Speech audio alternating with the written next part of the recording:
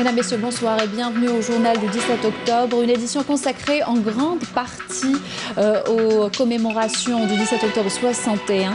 Voici les titres. Les cérémonies à l'intérieur et à l'extérieur du pays à la mémoire des Algériens victimes de la répression française sanglante. Nous reviendrons en détail sur ces cérémonies. Et puis nous vous emmènerons également découvrir un lieu dont la seule évocation rappelle les atrocités vécues par les moudjahidines et les martyrs, le centre de torture de Ain Sfat Tissimsilt.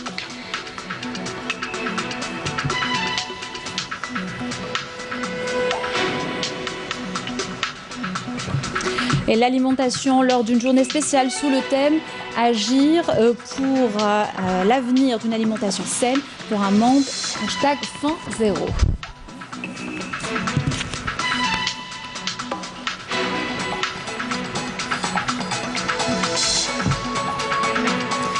Avant de développer ces titres, le Premier ministre Nordine Bedoui a présidé hier une réunion du gouvernement durant laquelle il a été procédé à l'examen de 3 projets de décrets exécutifs et à la présentation et au débat d'un exposé sur l'évaluation de la rentrée scolaire 2019-2020, compte rendu de Mouna Nawel Hamoudi. Présidé par le Premier ministre Nordine Bedoui, le gouvernement a entamé sa réunion par l'examen et le débat d'un projet de décret exécutif fixant l'organisation, les missions et le fonctionnement du Conseil consultatif intersectoriel pour la prévention et la sécurité routière présenté par le ministre de l'Intérieur. Ce décret exécutif vient en couronnement du dispositif national de lutte contre les accidents de la route, d'autant que le gouvernement avait approuvé lors de sa dernière réunion un décret exécutif relatif à la délégation nationale de la sécurité routière. À ce propos, le Premier ministre a instruit le ministre de l'Intérieur d'œuvrer à l'implication des acteurs de la société civile, des chercheurs et des spécialistes, et de tirer profit des expériences des autres pays en matière de lutte contre ce phénomène. Le gouvernement a examiné par ailleurs un projet de décret exécutif fixant le nombre et les limites des délégations communales pour la commune de Betna. Ce décret prévoit la création de 11 délégations communales au niveau de Betna dans le but d'améliorer le service public dans cette commune. En outre, le gouvernement a examiné et débattu un projet de décret exécutif portant amendement des statuts de l'Agence nationale des loisirs et de la jeunesse ANALJ. Ce projet vise à donner un nouvel élan à cette agence qui doit s'acquitter pleinement de son rôle d'instrument de mise en œuvre des politiques publiques de prise en charge des besoins des jeunes en matière de divertissement et de loisirs. Dans ce sillage, le Premier ministre a insisté sur la nécessité de relancer les maisons de jeunes et d'optimiser leur mise à la disposition des jeunes. Un exposé sur l'évaluation de la rentrée scolaire 2019-2020 a été par ailleurs présenté par le ministre de l'Éducation nationale. Cet exposé a porté sur le bilan des mesures prises par le gouvernement en vue de garantir la réussite de la rentrée scolaire 2019-2020. À cette occasion, le ministre de l'Éducation nationale a rappelé les mesures prises pour réunir les manuels scolaires, outre la prise en charge des élèves aux besoins spécifiques, et ce à travers la revalorisation de 3 000 dinars à 5 000 dinars de la prime scolaire au profit de plus de 3 millions d'élèves issus de familles démunies. Intervenant à l'issue de cet exposé, le Premier ministre a tenu à rendre hommage à l'ensemble des membres de la corporation éducative et aux cadres et fonctionnaires de tous les secteurs au niveau central et local qui ont contribué par leur mobilisation et travail préparatoire soutenu à la réunion de toutes les conditions de la réussite de la rentrée scolaire dans le contexte particulier que connaît le pays. Le président de l'autorité nationale indépendante des élections a procédé aujourd'hui à l'ouverture d'une session de formation au profit des délégués de Wilaya. Mohamed Chorfi a affirmé que l'autorité veillera à la tenue d'élections présidentielles transparentes, loin de tout ce qui pourrait porter atteinte à leur crédibilité. Cette session d'une durée de 2 jours vise à mettre à la disposition des délégués de Wilaya tous les mécanismes légaux et outils pratiques nécessaires afin de faciliter l'opération opérations d'encadrement des élections, de la campagne électorale, la surveillance des bureaux de vote et l'annonce des résultats préliminaires. Je vous propose d'écouter la déclaration de Mohamed Cherfi. من يريد أن يشكك في نزاهة هذا الاقتراع فأقول وأكرر مثل ما قلته أن من يظن أن Pour ceux qui doutent encore de l'intégrité et de la transparence des élections, à cela, je dis et je redis que la fraude qui menaçait avant la crédibilité de l'État ne sera pas possible cette fois-ci, même s'il y a encore certaines volontés ou velléités. Personne ne pourra le faire, parce qu'aujourd'hui, nous avons mis des barrières infranchissables à travers 3 axes. J'en ai déjà évoqué 2 axes par le passé. Le 3e, je le garderai et je ne le révélerai qu'en temps opportun. Cette décision, je la dévoilerai au peuple algérien quelques jours avant le scrutin. C'est un moyen qui n'a jamais été utilisé ni en Algérie ni ailleurs. Ce moyen qu'il faudrait ajouter aux autres mesures matérielles, techniques et technologiques déjà prises. Et toujours sur l'activité de l'autorité nationale indépendante des élections, cette dernière rappelle que la date limite de dépôt des candidatures pour l'élection présidentielle du 12 décembre par les postulants est au plus tard le 26 octobre 2019 à minuit, conformément à la loi organique relative au régime électoral modifiée et complétée par la loi organique du 14 septembre 2019. L'ANI rappelle également les conditions de candidature exigeant un dépôt par le candidat lui-même, une déclaration de candidature à la présidence de la République auprès de l'ANI contre accusé de réception. Cette déclaration doit contenir le nom et prénom, la signature, la profession et l'adresse du candidat et être jointe d'un dossier constitué des pièces citées à l'article submentionné selon l'article 142 de la même loi qui stipule que le candidat doit présenter lui-même, au même temps plutôt, les formulaires de souscription des signatures individuelles légalisées par un officier public. Le candidat doit à cet effet prendre un rendez-vous au préalable pour la prise en charge et la définition de l'opération de réception qui remplir un formulaire contenant des coordonnées et celle des accompagnateurs ainsi que les matricules des véhicules utilisés pour le dépôt des formulaires de souscription. Et puis les Algériens convaincus que les élections soient la solution à la crise que traverse le pays, ils se disent prêts pour les échéances du 12 décembre prochain. C'était à Tizi Ouzou ce matin. On l'écoute. نتمنى ان شاء الله ثمور ثقات تسقم ان شاء الله اديس ورقازة يحكمن اسي زميرن باسكو اخ منين الهان باسكو قلا ننطر نكون شي شعبيون ان شاء الله لي جان صبر شويه ديالي وسلوايه جديد اتيحكمنا سي زمرن واتخرنا نشوفها ثاقينا حركه ان شاء الله هتقارز ان شاء الله باذن الله. الله رانكي منا ثمور الخيار ان شاء الله سلوايه قاد يفررنا دي الثرانين ان شاء الله. تمني عيني الهاني ثمور ثاقي ذي سدوك لربي ثروان تمور الجزائر اكن ملان اما ذاكي اما ذي فرا ان شاء الله ثمور ثنغات جوجكات نرني سوار راويس اكن ملان سونز اكسبسيون. شي من نهاية مورت ان شاء الله وقاد يغال جديده كيني غاد يغالن ان شاء الله تفصل خير تيحكم اكن يلاق المزيان سيرتو هكاكي المزيان تروحوا نكذي البحر هنا تمتعنا ركول ان شاء الله هذه كفوا كي كل يوم ان شاء الله تقرز ونكون نظامنا ان شاء الله انا فوق الخدمه. الله نتمنى ان شاء الله دي فرد ورقاز ان شاء الله سي زمرني ثمور ثاقيه وناخذ من الخير ثمور ونادي كان اكو يعني بغا الشاب اما لي جون اما لي زونديكاب اما لي موضنا اما لي عاونك ان شاء الله وقاعد يخصون ونرى تيسقمن كونفونابلمون ان شاء الله. هي كي نتمني ثمور ثاقيه علينا فلاس الطاسي ذمن هكا عطاش كمجو هذيك علينا فلاس ان شاء الله تقارز داني لاني نبغى لما ني ثمور تقارز ان شاء الله. هادي يهضر ربي لعبدي سيدي ربي ديالناك غادي يفكر ربي ارقز الحجاج وكذا يخدمني ثمور ثاقي ان شاء الله نتمنى تبدل غير تواتي لهان تمور ثاقيا ديفك ربي ذابيت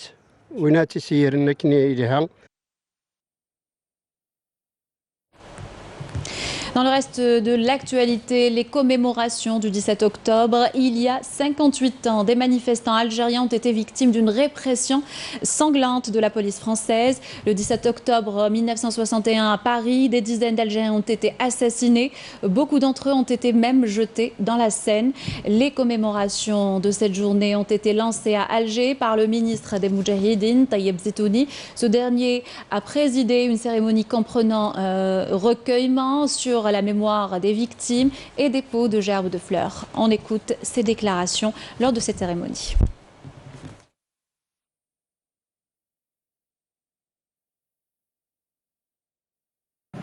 وإنه لمن دواعي الفخر والاعتزاز أن يلتئم هذا الجمع المبارك بهذه الأرض الطاهرة.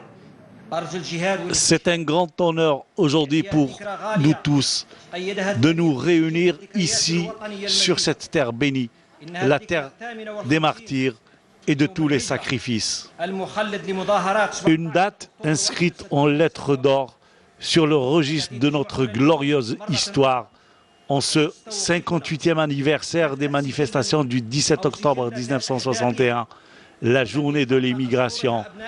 Nous faisons encore une fois une halte pour nous remémorer ces événements tachés de sang des Algériens de Paris qui ont écrit une glorieuse page de notre histoire. Ces héros qui se sont sacrifiés hier sont aujourd'hui un exemple pour nous tous. Puis commémoration également en France, la maire de Paris, Anne Hidalgo, a inauguré ce jeudi une stèle commémorative sur le pont Saint-Michel représentant les manifestants pacifistes algériens réprimés par les forces de l'ordre en octobre 61. Cérémonie organisée en présence de quelques dizaines d'invités. Des Algériens établis en France ont également participé à cette journée. Mouniana Welhamoudi. Sur les rives de la Seine, des dizaines d'Algériens se sont rassemblés aujourd'hui. Brandissant le drapeau de l'Algérie, jeunes et moins jeunes sont venus se remémorer le massacre du 17 octobre 1961 et dénoncer la brutalité et la répression de l'armée française faite à l'encontre des manifestants pacifiques. Un devoir de défendre l'histoire de l'Algérie et la mémoire de ses martyrs s'impose aujourd'hui, 58 ans après. Le 17 octobre 1961, alors que la guerre d'Algérie touche à sa fin, le FLN appelle à une manifestation pacifique dans les rues de Paris pour dénoncer le couvre-feu raciste imposé aux Algériens. La manifestation rassemble 30 000 personnes. Maurice Papon, alors préfet de police de Paris, lance avec 7 000 policiers une répression sanglante. 300 Algériens sont exécutés. Certains ont été jetés dans la Seine. Pendant plusieurs décennies, cet épisode douloureux de l'histoire de l'Algérie sera occulté par l'armée française. 58 ans plus tard, une stèle commémorative est érigée en plein cœur de Paris en hommage aux martyrs de l'Algérie. Une cérémonie commémorative a été organisée en présence de plusieurs personnalités algériennes et françaises. Une initiative de la maire de Paris, Anne Hidalgo, qui a déclaré que la stèle dévoilée aujourd'hui est un nouveau témoignage du respect dû à la mémoire des victimes. Ces Algériens réclament aujourd'hui la reconnaissance d'un des événements les plus sombres de la guerre d'Algérie, une reconnaissance qui tarde à être faite. À l'occasion du 17 octobre, Monique Hervaux, amie de la cause algérienne, vient à travers son témoignage relater les événements tels qu'elle les a vécus ce jour-là. Sur les lieux des massacres, elle révèle des secrets cachés. Nessima Imloul. Monique Hervaux, une militante pour la cause algérienne. Elle compte parmi les nombreux amis de l'Algérie. Une femme, une militante qui a généreusement consacré sa jeunesse au service de l'Algérie durant la guerre de libération. J'ai jamais voulu qu'on soit dans le bidonville au départ, parce que c'était chez eux. Donc on avait une caravane à Nanterre. Bon, et puis on allait en vélo au bidonville le matin, à 7 h du matin, on y était jusqu'au soir. Monique exerçait dans les services sociaux, ce qui va lui permettre de connaître la vie miséreuse des Algériens des bidonvilles. Il y a eu une réunion du FLN pour discuter de savoir si on nous gardait ou pas. Et ils ont dit non, il faut les garder parce que justement elles empêchent au fond, aux services sociaux, à partir de 61 janvier, moi j'ai vu la police jeter des Algériens dans la Seine. 58 ans s'écoulent et la conviction de Monique pour la cause algérienne continue à travers ses œuvres. Et toujours à Paris, où une salle de prière a été également baptisée à la mémoire des événements du 17 octobre 61, en hommage aux victimes des massacres et pour que cet événement demeure à jamais dans les mémoires. Mounia Faïd Ralpi. C'est à la Goutte d'Or, un quartier populaire de Barbès à Paris, que se trouve l'Institut des cultures d'islam. L'ICI abrite en son sein un lieu de culte. Son nom, le 17 octobre 1961. Une symbolique qui pèse de tout son poids pour le devoir de mémoire et la transmission des questions mémorielles auprès de la communauté algérienne en France. Donc cette salle, effectivement, elle porte le nom du 17 octobre 1961.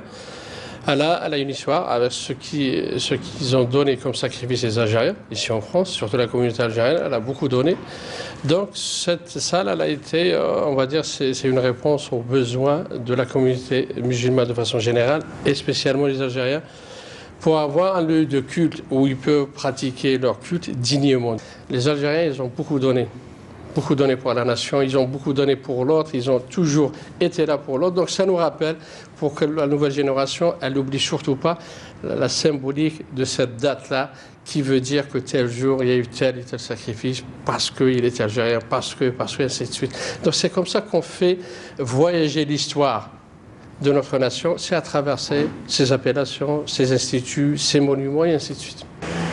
La Grande Mosquée en a fait l'acquisition il y a quelques années. Elle a fait le choix de l'Institut des cultures d'islam, un lieu d'art contemporain, de dialogue et de tolérance. La mosquée de Paris, elle a acheté cet étage-là, cette salle de prière, dans cet établissement qui s'appelle l'ICU, c'est l'Institut Culture de l'Islam. Donc on trouve dans cette salle, dans cet institut, et le culturel et le cultuel. Cela dit, ça prouve que la belle religion qu'on a, elle peut cohabiter avec l'art, elle peut cohabiter avec l'autre et accepter l'autre avec ses différences.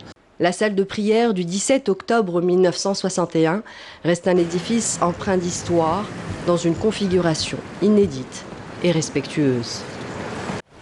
Souvenirs douloureux et recueillement à la mémoire des martyrs ce jeudi en Algérie, où plusieurs festivités commémoratives ont été organisées à travers le pays pour rendre hommage à nos valeureux chouhada.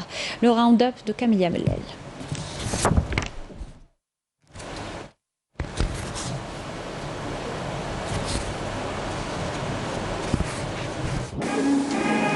Dans les 4 coins du pays, les Algériens ont tenu à marquer une halte à la mémoire des victimes de la répression sanglante du 17 octobre 1961.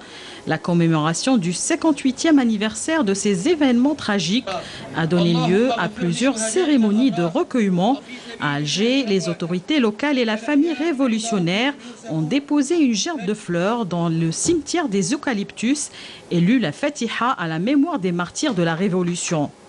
La célébration de cet événement a également été marquée dans les wilayas de l'Est du pays par des cérémonies de recueillement à la mémoire des chouhada et de l'organisation de diverses activités socio-économiques, culturelles et artistiques. L'Ouest algérien n'est pas en reste. Cette journée fut aussi l'occasion d'inaugurer de nouvelles infrastructures publiques.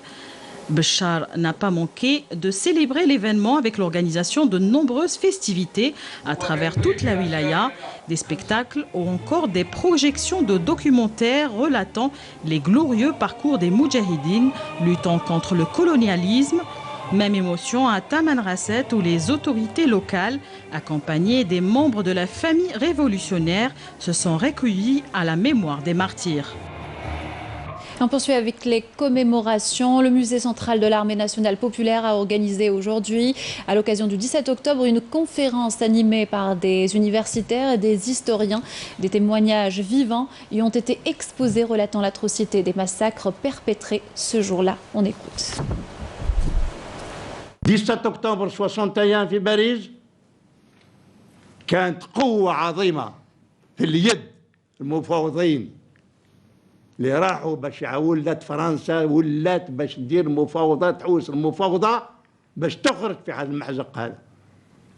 راح الوفد نتاعنا بالراس مرفوع. لماذا كاين قوة من اللور؟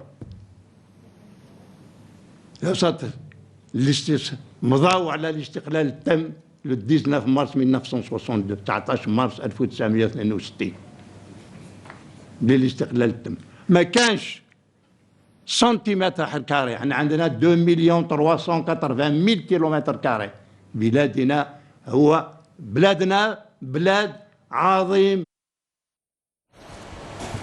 Vous pourrez suivre un documentaire sur les massacres du 17 octobre 61 ce soir, après le journal du 20h, sur Canal Algérie, documentaire réalisé par Mounia Faïd Gharbi depuis la France. Puis cette information, le député... Oui, tout vu de tes propres yeux. Tu as vu notre sang couler et tu as vu la police. Si quelqu'un oublie son passé, je ne trouve pas qu'il puisse bâtir un avenir sur de bonnes bases quand même. Il y a eu un déni, une occultation de la part des autorités françaises sur cette page d'histoire. Nous, on devait aller à l'école, on devait grandir en France, puisqu'on était des expatriés, on vivait en France, voilà. À l'école, moi personnellement, j'ai été traitée de fille de fait de la gare.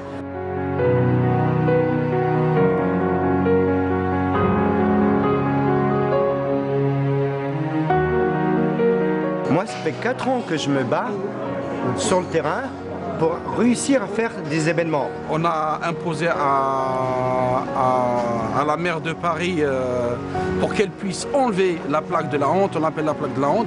Oui, ça m'a touchée, parce que ça vient de l'Algérie et c'est mon pays.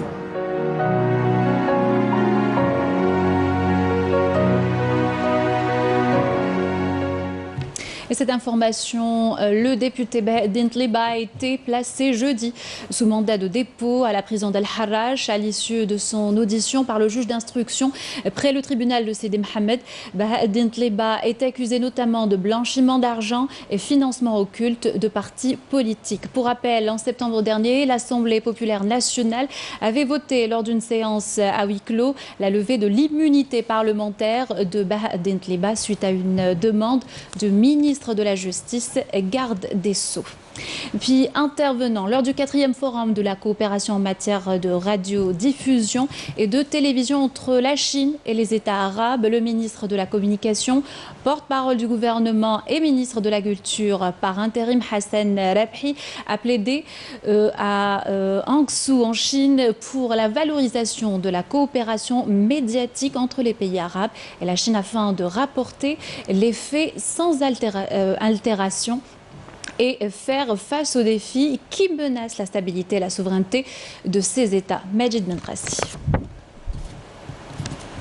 Intervenant lors du 4e forum de coopération en matière de radiodiffusion et de télévision entre la Chine et les États arabes, organisé sous le thème « Renforcer la coopération en matière de diffusion pour enrichir la création de contenu », le ministre de la Communication, porte-parole du gouvernement et ministre de la Culture par intérim, Hassan Rabhi, a mis en exergue l'importance des relations algéro-chinoises et le rôle de l'Algérie au sein de la Ligue arabe.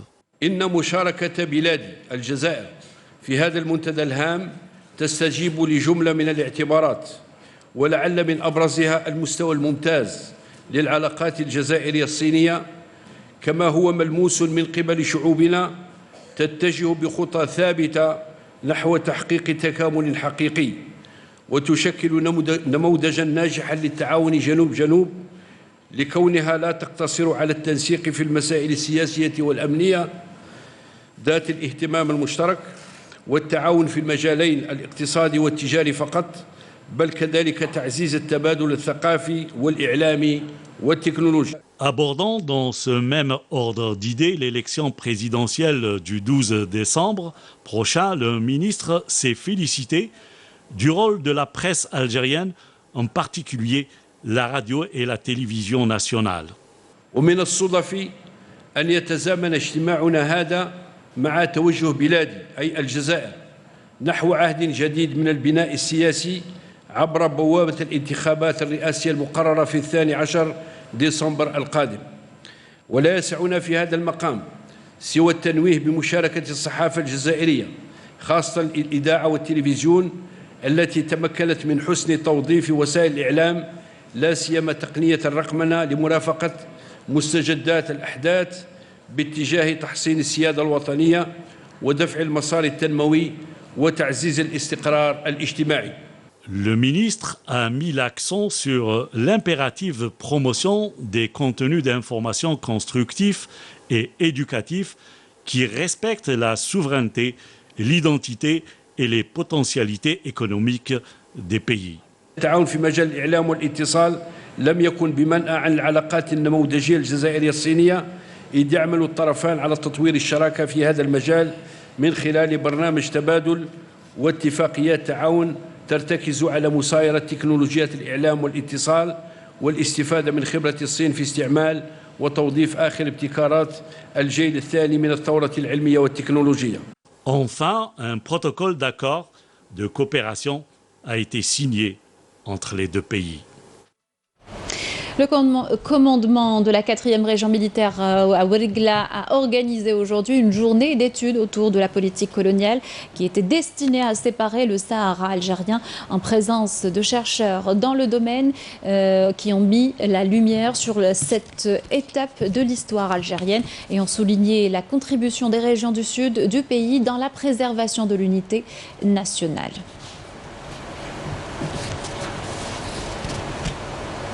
Et au siège des forces navales Suidani Boujmaa, le général Mohamed El Arbi Houali a procédé à l'inspection du navire Raïs Qousso avant son départ pour l'exécution de l'exercice Sea Border 19. L'exercice rentre dans la coopération 5+5 pour l'année 2019 avec la participation de l'Algérie, le Portugal, la Tunisie, la France, l'Italie et la Libye.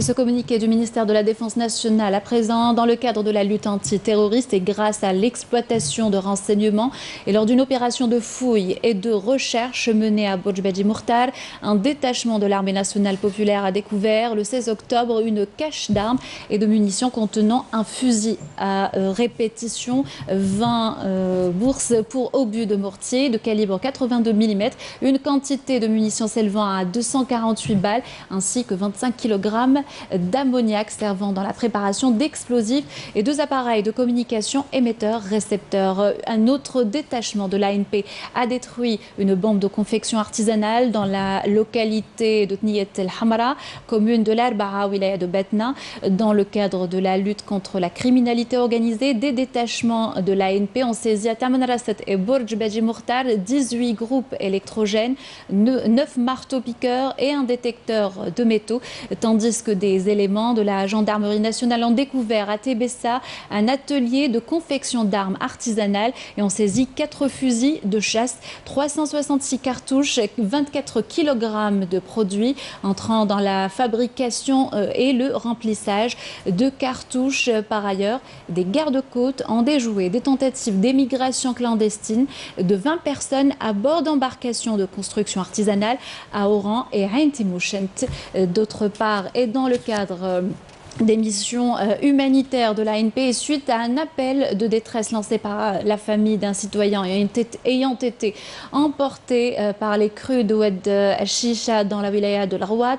Un détachement de l'ANP appuyé par un hélicoptère de recherche et de sauvetage a repêché la dépouille du dénommé K. Mbarek avant de le transférer à l'hôpital de l'Arwat, conclut le communiqué. Avec ceci, nous arrivons à la fin de notre journal. Merci de l'avoir suivi. Je vous souhaite une excellente soirée avec le reste des programmes sur Canal Algérie.